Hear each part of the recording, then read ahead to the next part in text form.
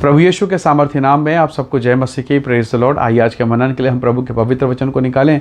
मेरे साथ दूसरा कुरिन्थियों निकालेगा, उसका 12 अध्याय वचन 9 पर हम अपने ध्यान को केंद्रित करेंगे। यहाँ लिखा है, पर उसने मुझसे कहा, मेरा अनुग्रह तेरे लिए बहुत है, क्योंकि मेरी सामर्थ्य निर्बलता में सिद्ध होती है। इसलिए मैं बड़े आनंद से अपनी निर्बलताओं पर घमंड करूँगा कि मसीह की सामर्थ्य मुझ पर छाया करती रहे। Praise the Lord, hallelujah.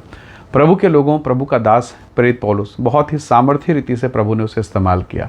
अगर आप प्रेरितों का काम 19 अध्याय वचन 11 को निकालें तो देखेंगे, आप पाएंगे कि प्रभु पौलुस के देह से, उसके बदन से रुमाल अंगोछे छुला छुला कर बड़े चमत्कार करता था। प्रभु महान अद्भुत रीति से उसके जीवन को उसने इस्तेमाल किया। बड़े सामर्थ्य रूप से उसने राजा के सामने उसको खड़ा किया। जीवन में बड़े चमत्कार उसके द्वारा हुए। पर वही पौलुस फिर कहता है कि मेरे शरीर पर कांटा चुभाया गया। उसने कहा, मैंने 3 बार प्रभु से प्रार्थना की परंतु कोई समाधान नहीं निकला। और इसके बदले में परमेश्वर का एक संदेश आता है, एक अनुग्रहपूर्ण वाणी कि मेरे बेटे पौलुस, मेरी सामर्थ्य निर्बलता में सिद्ध होती है। जब तू निर्बल होगा मैं और अनुग्रह दूंगा, जब तू और दुर्बल होगा मैं तुझे और फेवर दूंगा। पौलुस चिल्ला के कहता है, मैं अपनी सामर्थ पर, मैं अपने उस महिमा के भाग पर घमंड करूंगा। कब? जब मैं निर्बल हो जाऊंगा। प्रभु के लोगों, क्या आप इस बात को समझ रहे हैं? पौलुस कहता है, मैं जब निर्बल होता हूँ, जब मैं दुर्बल होता हूँ, उसका सामर्थ्य मुझे और गहरी रीति से संभालता है। जब एक छोटा बच्चा होता है ना, जब वो रोएगा, जब उसे बुखार हो, जब वो पीड़ा में हो, क्या उसकी माँ उसे भूल सकती है? नहीं। वो सारा काम, सब कुछ छोड़ के पूरा ध्यान उस छोटे से बच्चे पर होगा। पौलुस कहता है, मुझे सामर्थ्य चाहिए, मुझे परमेश्वर का फेवर चाहिए। ये कब होगा? जब मैं दुर्बलता और निर्बलता में होऊंगा। पर इसके विपरीत शैतान क्या करता है मालूम है? जब आप निर्बल और दुर्बल होते हैं ना, आपके मन को खराब करता है। देखा क्या मतलब प्रार्थना करने से? लोग कहेंगे, अड़ोसी पड़ोसी कहेंगे, परिवार के लोग कहेंगे। अय्यूब की पत्नी की बातें तो आपको ये स्मरण होगी। अय्यूब की पत्नी ने कहा, अरे तेरी खराई का क्या हुआ? कहाँ है तेरा परमेश्वर? सब तो बर्बाद कर डाला, बेटा, घर, संपत्ति, सब कुछ तो बर्बाद, और अब तो तेरा शरीर भी बर्बाद हो गया।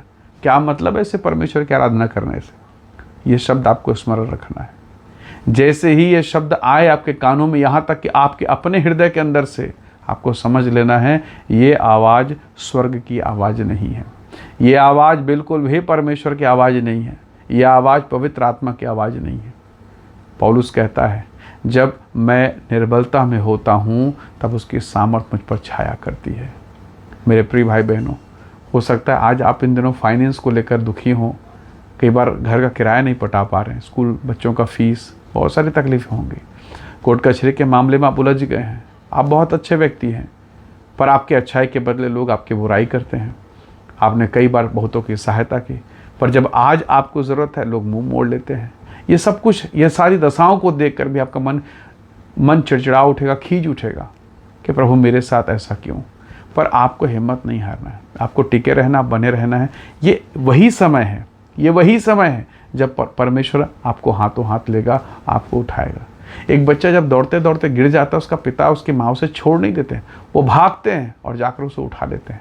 तो जब एक शरीर का जन्माया हुआ बच्चा एक शरीर में जन्म देने वाला पिता इतना प्रेम करता है, एक शरीर का जन्माया हुआ बच्चा इतना देखभाल की आशा करता है, तो आप तो आत्मा के द्वारा जन्मे गए हैं, वरन जगत की उत्पत्ति से पहले प्रभु ने आप पर चित्त लगाया है।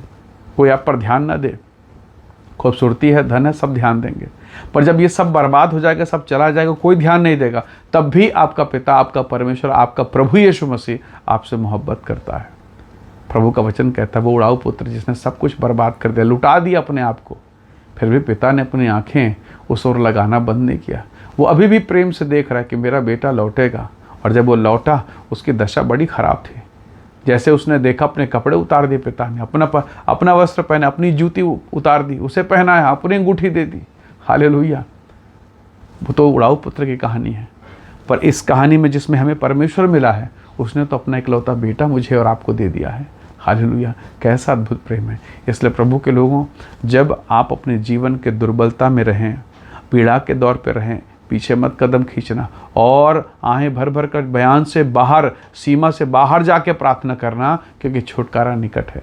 गतसमनी के बगीचे में यीशु मसीह ने यही किया। ऐसी प्रार्थना मानो उनका पसीना लहू की बड़ी बड़ी बूंदों के समान पर परमेश्वर का धन्यवाद, एक महान सामर्थ प्रकट हुई, एक दूत प्रकट हुआ जिसने सामर्थ दिया। जो परमेश्वर का दूत उसे सामर्थ दे सकता है, उस प्रभु यीशु मसीह को, उस मानव देह में अवतरित परमेश्वर को जब उसने सामर्थ्य दिया, तो वो परमेश्वर आपको भी सामर्थ्य देगा, वो परमेश्वर आप पर भी दया करेगा। पौलुस इसीलिए बड़े अनुभव से कहता है, मुझे मेरी निर्बलता, मेरी दुर्बलता पर कोई दुख नहीं, कोई क्लेश नहीं, किसी प्रकार से पीड़ा नहीं। क्यों? क्योंकि यही तो है जिसके कारण परमेश्वर के सामर्थ्य, उसके निगाह मुझ पर बनी रहती है। हालेलुया। प्रभु के लोगों, अपनी निर्बलताओं के में, अपनी दुर्बलताओं में घमंड कीजिए। ये मुश्किल है, मैं जानता हूँ, बहुत कठिन है, बहुत पीड़ादायक है, परंतु इस दुर्बलता, इस निर्बलता में आपको घमंड करके बड़ी आशीष मिलने वाली है, क्योंकि परमेश्वर की ये योजना है, प्रभु की योजना है। याद रखिएगा, एक अच्छा तलवार, एक अच्छा हथियार, एक अच्छा औजार वही बनता है जो सबसे ज़्यादा भट्ठी में जाके मार खाता है। जब आप ऐसा हो जाएंगे, आप परमेश्वर के लिए उपयोगी पात्र बनेंगे और प्रभु आपको बहुतों के जीवन के लिए इस्तेमाल करेगा। आप परमेश्वर के फेवर को पाएंगे। हालेलुया। आइए आज के दिन में धन्यवाद करें, अपनी दुर्बलताओं और निर्बलताओं के लिए रोना छोड़ के प्रभु की महिमा के लिए धन्यवाद करें, क्योंकि बहुत से लोग हैं मेरे प्रियों जो आज के दिन को देख नहीं पाए। आज आप जिंदा हैं, सांसें चल रही है, आपके जीवन में परमेश्वर का अनुग्रह है। और बहुत से लोग हैं जो आज नाश हो गए, बगैर परमेश्वर के वो नाश हो गए। तो प्रभु का धन्यवाद, उसने हम पर अनुग्रह किया है। आइए आज के दिन के लिए हम पिता का धन्यवाद करें।